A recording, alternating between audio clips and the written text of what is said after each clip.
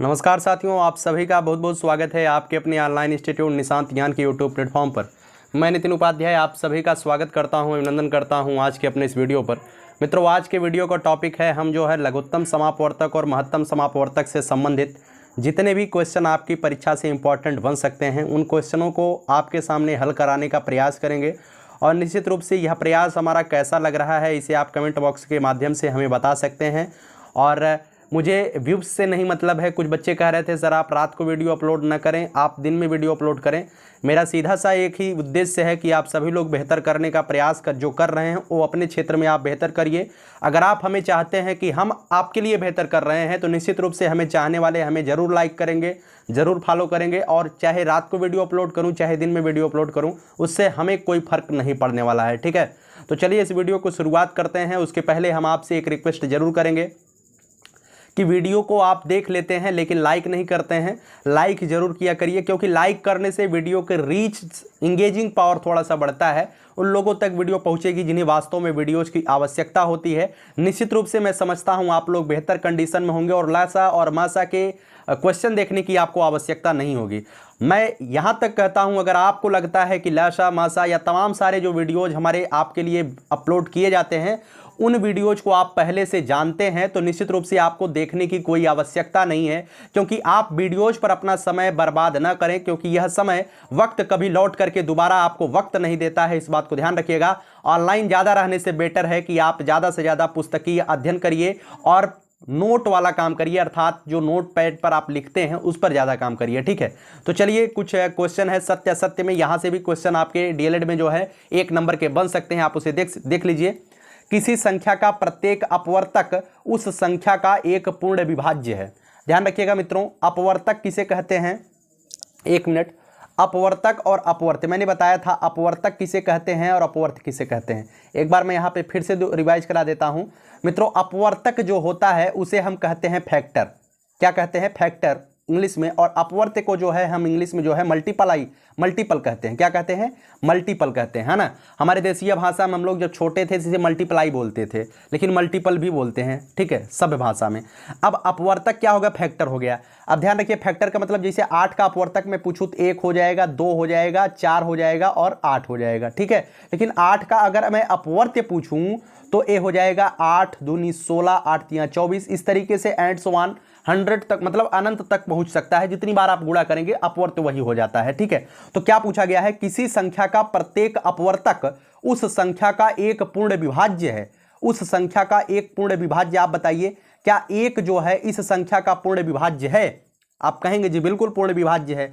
2 इस संख्या का पूर्ण विभाज्य है? आप कहेंगे जी बिल्कुल पूर्ण विभाज्य है। या यूं कहे तो संख्या का प्रत्येक अपवर्तक उस संख्या का विभाजक ही होता है। इस बात को ध्यान रखिएगा। ठीक है, फैक्टर का मतलब यही होता है। आगे बात करते हैं, 1 प्रत्येक संख्या का अपवर्तक होता है जी। निश्चित रूप से 1 जो है प्रत्येक संख्या का फैक्टर भी होता है और 1 जो है प्रत्येक संख्या का फैक्टर का यूं मतलब कहें तो अपवर्तक भी होता है।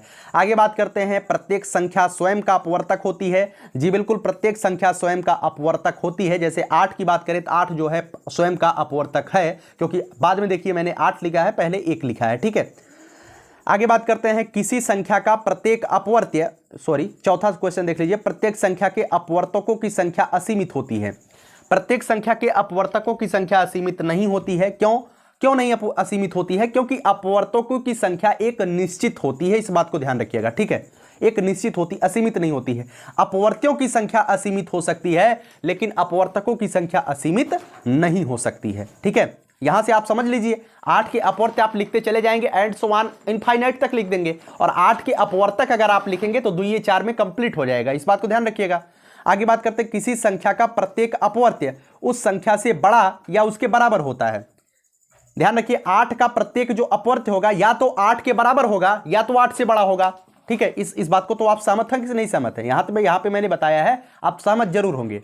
ठीक है, आगे बात करते हैं, किसी संख्या के अपवर्त्यों की संख्या सीमित होती है। जी बिल्कुल नहीं सीमित होती है। क्यों? क्योंकि अपवर्त्य की संख्या सीमित हो ही नहीं सकती है, क्योंकि अपवर्त्य जो होता है उसे हम क्या कहते हैं? उसे हम मल्टीपल कहते हैं ना। चलिए आगे बात करते हैं, अपवर्त्य को गुणज कहते हैं। मित्रों, अपवर्त्य को क्या कहते हैं? गुणज कहते हैं। जी, अपवर्त्य को मल्टीपल बोलते हैं या गुणज बोलते हैं, बिल्कुल आसानी से आप बता सकते हैं। आगे बात करते हैं, किसी संख्या में प्राकृतिक संख्याओं 1, 2, 3 एंड सो ऑन से गुणा करने पर उस संख्या का विभिन्न अपवर्त्य प्राप्त होता है। जी बिल्कुल, जब हम जो है किसी संख्या को 1 से गुणा करते हैं, 2 से गुणा करते हैं, 3 से गुणा करते हैं, 4 से गुणा करते हैं, लगातार उसके हमें अपवर्त्य ही प्राप्त होते चले जाते हैं, अर्थात यह कथन भी सत्य है। ठीक है, आगे बात करते हैं। अभाज्य संख्या केवल एक और स्वयं से पूरी पूरी विभाजित होती है।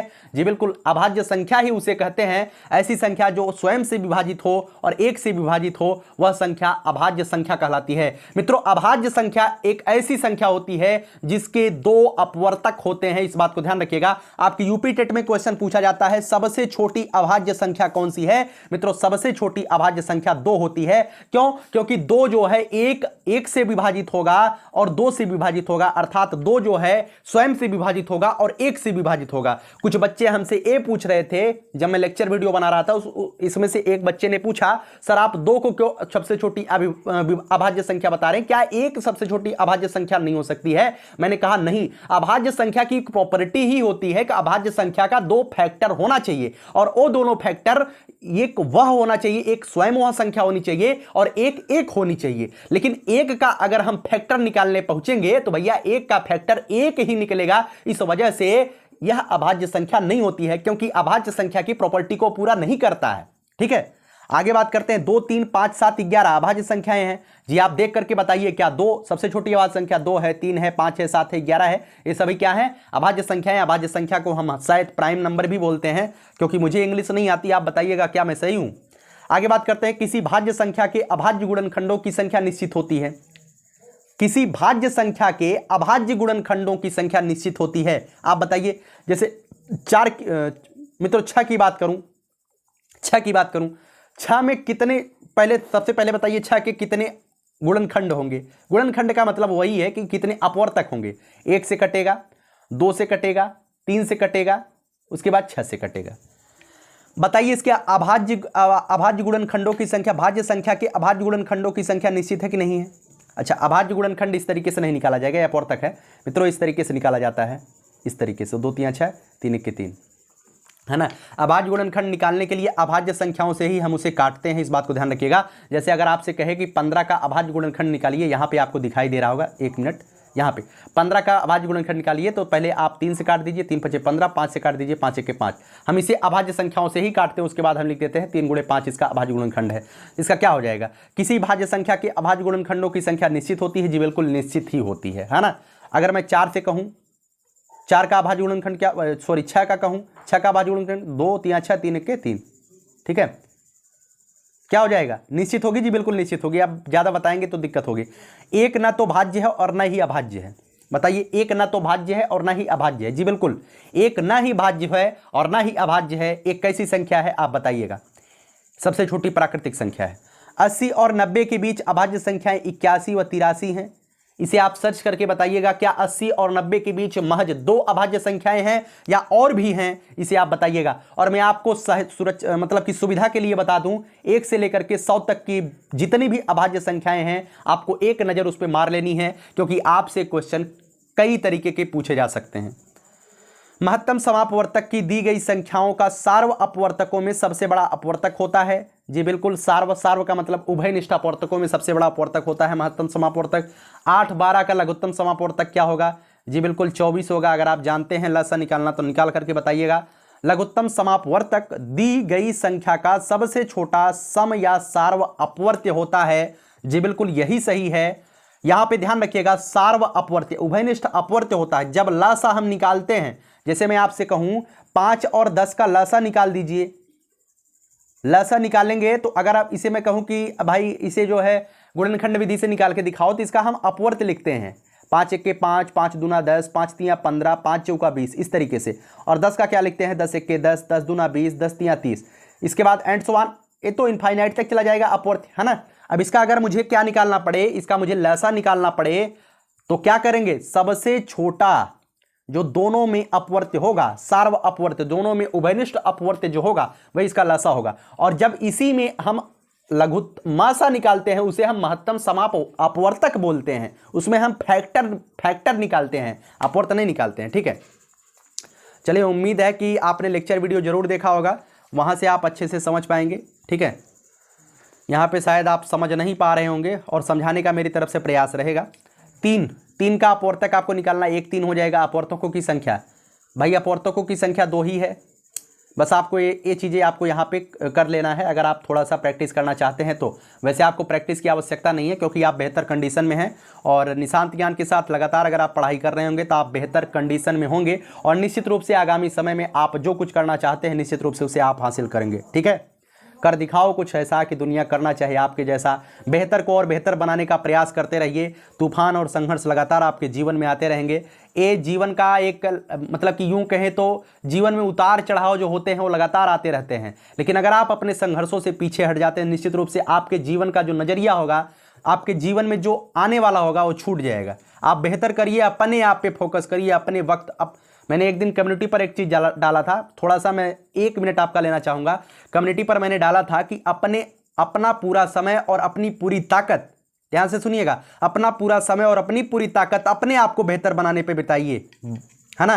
क्योंकि इंसान इस समय जो आपसे हाथ मिला रहा है वह आपसे हाथ नहीं मिला रहा है कि आप देखने में अच्छे लगते हैं, आप सलमान खान की तरह लगते हैं, हीरो टाइप के लगते हैं, आप उससे हाथ नहीं मिलता है। हाथ इंसान आपसे जो है आपकी परिस्थितियों से मिला रहा है। अगर आप बेहतर कंडीशन में चल रहे हैं, आपका सोशल मीडिया पे अच्छा नाम है, जैसे कोई भी किसी का भी ले लीजिए, आप अच्छी नौकरी कर रहे हैं, आप कहीं भी बेहतर कर रहे हैं तो आपके हजारों दोस्त रहेंगे। आप कुछ नहीं कर रहे हैं, आप रोड पे हैं तो एक भिखारी भी आपसे मित्रता करना नहीं चाहेगा। इस बात को भी ध्यान रखिएगा, है ना। लगातार प्रयास करिए और जितना भी वक्त आपके साथ होता है उस वक्त को अपने आप पर कंज्यूम करिए, अपने आप को बेहतर बनाने पर, परफेक्ट बनाने पर विश्वास करिए। ठीक है, अभाज्य गुणनखंड की संख्या निकालनी है 60 का। जैसे 6 और 10 से 60 कटता है, 6 किससे कटेगा? 2 से, और 3 से कटेगा। 10 किससे कटेगा? 5 से और 2 से। इसके अभाज्य गुणनखंड संख्या क्या हो जाएगी? 2 गुणे 3 गुणे 2 गुणे 5। ठीक है, इसी तरीके से आप इसे निकाल करके दिखाइएगा। 60, 30 दूना 60, 30 का 10 तियां 30, 10 का 5 दूना 10, इस तरीके से हो जाएगा। ठीक है, चलिए आगे बात करते हैं। 16 और 6, इसका महत्तम समापवर्तक निकालना है। निश्चित रूप से आप निकाल पाएंगे, हमें इसमें नहीं लगता है कि आपको कुछ बताने की आवश्यकता है क्योंकि आप जो है इतना जानते हैं। ठीक है, चलिए यहां पे देख लीजिए क्या दिया गया है। लघुत्तम समापवर्तक ज्ञात करिए। निश्चित रूप से आप निकाल ले जाएंगे। लघुत्तम समापवर्तक नहीं बोलते हैं, लघुत्तम समापवर्त्य बोलते हैं। अच्छा, कुछ लोग जो है टीचर बन जाते हैं, आप लोग भी टीचर बन जाएंगे, निश्चित रूप से आप मेहनत कर रहे हैं, टीचर बन जाएंगे, लेकिन काफ़ी टीचर ऐसे होते हैं जो ध्यान नहीं देते हैं, लघुत्तम समापवर्त्य और महत्तम समापवर्तक में अंतर ही नहीं समझते हैं। और निश्चित रूप से आप अगर निशांत ज्ञान के साथ लगातार लगे होंगे तो लघुत्तम समापवर्तक और महत्तम समापवर्तक में तो अंतर जरूर जानते होंगे। ठीक है, चलिए लासा और मासा के आधार पर प्रश्नवाचक चिन्ह में बताइए क्या होगा? 8 और 12, लासा मासा के आधार पर प्रश्नवाचक चिन्ह में उचित संख्या क्या दिया गया है? मुझे समझ में नहीं आ रहा है। 8, 24, 12, 11, 77, 7, 25। अच्छा, आप बताइएगा ये क्या क्या भरने के लिए दिया गया है? हमें समझ में नहीं आ रहा है, कि शायद आपको समझ में आ रहा हो। अगर आपको समझ में आता है तो इन चीज़ों को आप बताइएगा हमें। ठीक है, लासा मासा के आधार पर प्रश्नवाचक चिन्हों को भरना है, क्योंकि आपको जरूर समझ में आ रहा होगा क्योंकि आपने पढ़ाई किया है ना। बिल्कुल समझ में आ रहा होगा क्या भरा जाएगा यहाँ पे, आप बता सकते हैं। वैसे एक क्वेश्चन आपके डीएलएड में नहीं आएंगे, डीएलएड के क्वेश्चन जो होंगे जहाँ से शुरू होंगे मैं आपको बता रहा हूँ। ठीक है, यहाँ पे क्या करने के लिए दिया गया है? यहाँ भी वही खेला करने के लिए दिया गया है, छोड़िए, है ना। चलिए ये क्या दिया गया है? 9वां क्वेश्चन देख लीजिए। 9वां क्वेश्चन आपसे जो है महत्तम समापवर्तक निकालने के लिए दिया गया है, और महत्तम समापवर्तक कैसे निकाला जाता है आप देख लीजिए। महत्तम समापवर्तक कैसे निकाला जाता है आप देख लीजिए। 144 का अभाज्य गुणनखंड निकाल लिया, 108 का निकाल लिया, 180 का निकाल लिया। उसके बाद इसमें जो उभयनिष्ठ है उसे निकाल करके उसका गुणा कर देते हैं, आ जाता है महत्तम। एक ये वाली बुद्धि होती है, इन चीज़ों को तो आप जानते हैं। मैं बिल्कुल सवाल पे आता हूँ जो सवाल आपकी परीक्षा में पूछे जाते हैं, है ना। यहाँ पे अगर आपसे कहा जाए, कुछ भी कहा जाए, देख लीजिए यहाँ पे आपको अगर कहा जाए लासा निकालने के लिए, यहाँ पे देख लीजिए लासा निकाल लेंगे नहीं निकाल लेंगे? यहाँ भी निकाल लेंगे लासा मासा, यहाँ भी निकाल लेंगे लासा मासा। कुछ बताने की आवश्यकता है नहीं है। चलिए यहाँ पे लगता है कट गया सब, हाँ ठीक है। नीचे लासा और मासा इसका निकाल के बताइएगा आप सभी लोग, ठीक है। चलिए ये सवाल, 2 सवाल मुझे लगा कि ये बेहतर सवाल है तो मैं आपको बता रहा हूँ, ठीक है। चलिए 12वां सवाल देख लीजिए। ऐसे ही सवाल आपकी परीक्षा में पूछे जाएंगे। इस सवालों को करने के लिए मैं आपको एक छोटा सा ट्रिक बताता हूँ। ट्रिक क्या है, काफी लोग सवाल को याद करते हैं, काफी लोग नियम को याद करने का प्रयास करते हैं। आज मैं जो है आपको नियम से थोड़ा सा, नियम को कैसे बनाया जाता है, मैं आपको एक, जानते तो सभी लोग हैं लेकिन मैं आपको उसे क्लियरिफाई करने का प्रयास करता हूं, बस वही है ना। इसमें क्वेश्चन में दिया गया है वह बड़ी सी बड़ी संख्या ज्ञात कीजिए जिसमें 121, 342, 415 से भाग देने पर क्रमशः 10, 9, 8 शेषफल बचे। ठीक है, ध्यान रखिएगा। कुछ लोग कहते हैं जब बड़ी सी बड़ी संख्या पूछी जाएगी तो मासा निकालेंगे और छोटी सी छोटी संख्या पूछी जाएगी तो हम लासा निकालेंगे। मैं आपसे बिल्कुल एक चीज मैं आपको बताना चाहता हूं, इस बात को आप गांठ बांध के रखिएगा। जब कहा जाए कि संख्याओं में भाग देना है, ध्यान रखिएगा, संख्याओं में भाग देना है तो हम हमेशा मासा निकालते हैं। ठीक है, ध्यान रखिएगा। जब कहा जाए कि संख्याओं में भाग देना है तो हम हमेशा क्या निकालेंगे, हम हमेशा मासा निकालेंगे। और जब कहा जाए संख्याओं से भाग देना है, ध्यान रखिएगा, संख्याओं से भाग देना है तो हम हमेशा लसा निकालेंगे। इस बात को ध्यान रखिएगा, है ना। चलिए अब आपको क्वेश्चन पर हम लेकर आते हैं। क्वेश्चन क्या कह रहा है, वह बड़ी सी बड़ी संख्या ज्ञात कीजिए जिसमें 121, 342, 415 से भाग देने पर कह दिया गया है, अर्थात इसका क्या निकाला जाएगा, इसका निकाला जाएगा मासा। भाग देने पर क्रमशः 10, 9, 8 शेषफल बचे। अब कुछ बच्चे जो है 10, 9, 8 शेषफल बचे, इन सवालों को रटते हैं। 3-4 सवाल उनके गुरुजी बताते हैं, उसे रटते हैं, प्रैक्टिस करते हैं। मैं आपको एक छोटा सा सवाल, जब भी इस टाइप के सवाल आपके सामने देखने को मिले तो आप एक छोटा सा सवाल यहीं पर बना करके निष्कर्ष निकाल लिया करिए। जैसे आप तो उतना तो जानकार हैं ही, अब कक्षा प्राइमरी के तो स्टूडेंट है नहीं, आप बीटीसी कर रहे हैं, आप आगे शिक्षक बनने वाले थे, इतना तो आप जानते हैं। जैसे मैं आपसे कहूँ एक सवाल छोटा सा बना लीजिए जिसका मासा जो है कितना आ जाए, मासा जो है 10 आ जाए, सॉरी 5 आ जाए। ठीक है, मासा 5 आ जाए और दो संख्या आप ले लीजिए, दो संख्या मैं ले लेता हूं 11 और 17। ठीक है, 11 और 17 ले लेता हूं। एक सवाल मैं बनाता हूं 11 और वह बड़ी सी बड़ी संख्या ज्ञात कीजिए जिसमें 11 और 17 से भाग देने पर शेषफल क्रमशः 1 और 2 बचे। ठीक है, मैंने सवाल यहां पे बनाया, मासा मैंने कितना लिया, 5 लिया, और मैंने संख्या लिया 1 और 2 शेषफल बचाने के लिए 5 से भाग दूंगा तो यहां पे 1 शेषफल बचेगा, और 17 में 5 से भाग दूंगा तो भैया 2 शेषफल बचेगा। और मैंने एक सवाल का निर्माण कर दिया, भैया ऐसी बड़ी सी बड़ी संख्या ज्ञात करिए जिसमें 11 और 17 से भाग देने पर शेषफल कितना बचे, 1 और 2 बचे। आपको पहले से पता है क्या है, आपको पहले से क्या पता है, आपको पहले से पता है कि मासा इसका 5 है। क्या आपने किया भाई, 11 में से अगर आप डायरेक्टली 1 को घटा देते हैं 10 आता है, और 17 में से आप 2 को घटा देते हैं डायरेक्टली 15 आता है। 10 और 15 का हम क्या ले लेते हैं, 10 और 15 का हम ले लेते हैं मासा, और जब 10 और 15 का हम मासा लेंगे तो 5 आ जाएगा, और इसका राइट आंसर क्या हो जाएगा, 5 हो जाएगा। ठीक है, तो इसी तरीके से यहां भी करेंगे। 121 में से पहले हम 10 को घटा लेंगे, 342 में से 9 को घटा लेंगे, 415 में से 8 को घटा लेंगे। उसके बाद घटाने पर जो प्राप्त होगा उसका हम क्या निकाल लेंगे, उसका हम मासा निकाल लेंगे, आपका उत्तर मिल जाएगा। और आप 12वें क्वेश्चन का जवाब आपको कमेंट बॉक्स में जरूर देना है। ठीक है, 13वें क्वेश्चन की बात करते हैं मित्रों। 13वां क्वेश्चन है, राम, श्याम और राधा एक वृत्ताकार स्टेडियम में उसी ट्रैक पर एक बिंदु से एक साथ दौड़ना प्रारंभ करते हैं। एक वृत्ताकार स्टेडियम है, इसी तरीके का राम, श्याम और राधा 3 बच्चे हैं, वो जो है दौड़ना प्रारंभ करते हैं, एक ही बिंदु से दौड़ना प्रारंभ करते हैं तथा क्रमशः 28, 24 और 32 सेकंड में एक चक्कर पूरा करते हैं। ठीक है भाई, कोई तेज दौड़ता है, सबकी जो है ऊर्जाएं बराबर नहीं होती है, कोई तेज दौड़ेगा कोई धीरे दौड़ेगा, तो 28, 24 और 32 सेकंड में एक चक्कर वो पूरा करते हैं। तो आपसे क्वेश्चन पूछा गया है वे तीनों कितने समय बाद एक ही बिंदु पर मिलेंगे।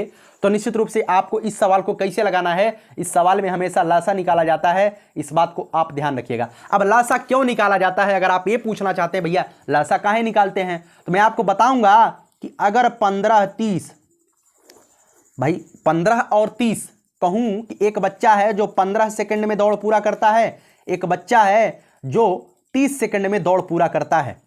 ठीक है, तो मैं आपसे पूछूं, मैं आपसे क्या पूछता हूं, मैं आपसे पूछूं कि वह बच्चा कितने समय बाद दोनों बच्चे एक ही स्थान पर मिलेंगे, तो आप कहेंगे भैया एक 15 सेकंड बाद आता है। ठीक है, यहां पहुंच जाता है, एक 30 सेकंड में आता है, अर्थात जब तक कि 2 चक्कर मारेगा तब तक वो एक चक्कर, मतलब 15 वाला जब तक 2 चक्कर मारेगा तब तक एक चक्कर मारेगा। मैं आपको ज़्यादा बताऊंगा तो हो सकता है आप दिमाग से आपके भटक जाए, तो निश्चित रूप से आप ध्यान रखिएगा जब भी ये वाला सवाल आता है लासा निकालेंगे। अब ज़्यादा बताऊंगा तो आप ट्रैक से भटक जाएंगे, है ना। मुझे लगता है, मुझे प्रतीत होता है कि मैं थोड़ा सा ज़्यादा ओवर बताने का प्रयास करने लगता हूँ। ठीक है, ये सवाल आप समझ गए हैं। चलिए भाई, यहाँ पर भी वही सवाल था लेकिन ये सवाल कट गया है, ये सवाल कट गया है, तो आप यहाँ पे ध्यान रखिएगा, आप सवाल लगाइएगा। यहाँ पे ध्यान रखिए, 15वां सवाल है, निम्नलिखित संख्याओं के अपवर्तक लिखिए। अपवर्तक आप लिख लीजिएगा, 1 3 5 7 9 11 कैसे अपवर्तक होगा आप जरूर बताइएगा, है ना। चलिए, ये सवाल आपसे बहुत बार पूछा जाता है। क्या पूछा जाता है? वह छोटी सी छोटी संख्या ज्ञात कीजिए जिसे 4 6 9 8 9 12 से पूर्णतः विभाजित हो। क्या दिया गया है? वह छोटी सी छोटी संख्या ज्ञात कीजिए जो 4 6 8 9 12 से पूर्णतः विभाजित हो। जब कहा जाए से पूर्णतः विभाजित हो तो क्या निकालेंगे? लसा निकालेंगे और लसा आप निकाल लीजिएगा, है ना। चलिए 18वें क्वेश्चन की बात कर लेते हैं मित्रों। 18वां क्वेश्चन, इस बात को ध्यान रखिएगा, लसा और मासा का गुणनफल, लसा और मासा का गुणनफल हमेशा प्रथम संख्या और द्वितीय संख्या के गुणनफल के बराबर होता है। इस बात को ध्यान रखिएगा। किसी संख्या का मासा 4 है, लसा 176 है, एक संख्या 16 है तो दूसरी संख्या यक्स हो जाएगी, तो यक्स बराबर हो जाएगा 4 × 176/16। ठीक है, आप इसे हल कर लीजिएगा। 16 1 के 16, 16 1 के 16, 11 चौका 44। ठीक है, 44 उत्तर आ जाएगा। इस मतलब कि इस आधार पे 2-3 क्वेश्चन आपसे पूछे जा सकते हैं। ठीक है, चलिए 12 के अपवर्त्य लिखिए, दोनों के समापवर्त्य लिखिए, 12 18 के लघुत्तम समापवर्त्य लिखिए, बता ले जाएंगे आप। बताइए ये वाला सवाल, 2 टंकियों में क्रमशः 36 लीटर और 78 लीटर दूध भरा हुआ है ना। मैं आपसे सवाल पूछता हूं, 2 टंकियों में क्रमशः 36 और 78 लीटर दूध भरा हुआ है। बड़ी सी बड़ी धारिता का बर्तन बताइए जिससे दोनों टंकियों के दूध को पूरा नापा जा सके और प्रत्येक नाप में बर्तन को पूरा भरा होना चाहिए। ठीक है, क्या निकाला जाएगा? मासा निकाला जाएगा। ठीक है, जैसे मैं आपसे कहूं एक में जो है 20 लीटर, एक में 15 लीटर। ठीक है, एक में 20 लीटर पानी है, एक में 15 लीटर पानी है। मैं कहूं कि एक ऐसे लीटर का चयन करिए जिससे 20 और 15 को पूरा नापा जा सके, मतलब कि कोई आधा और पौना वाली बात ना बचे। तो आप कहेंगे भाई बड़े से बड़ा बर्तन लेना है मुझे, है ना। तो कुछ बच्चे कह देंगे भैया 1 लीटर का नाप लो, 1 लीटर में 15 बार उसे नाप लो, 20 बार।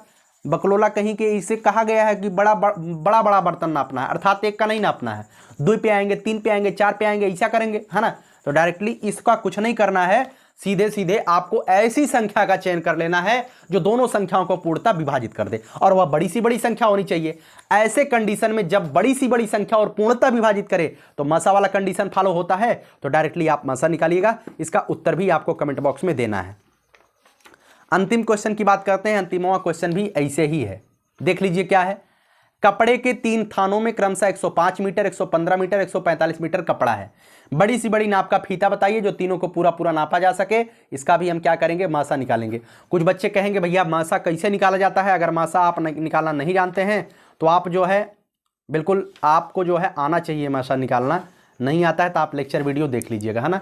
इस वीडियो को यहीं तक रखते हैं। बेहतर करने का प्रयास करिए, यह जीवन है और जीवन में इंसान आपकी परिस्थितियों से हाथ मिलाता है। मैं इस वीडियो में 3-4 बार बोला क्योंकि एक बच्चा परेशानी में जो है हमसे एक कमेंट किया। मैं आपको एक मिनट अंत में लेना चाहूँगा। अगर आप वीडियो को क्लिप करना चाहते, स्किप करना चाहते, करके जा भी सकते हैं, लेकिन मैं जो सुनना चाहते हो सुन लें।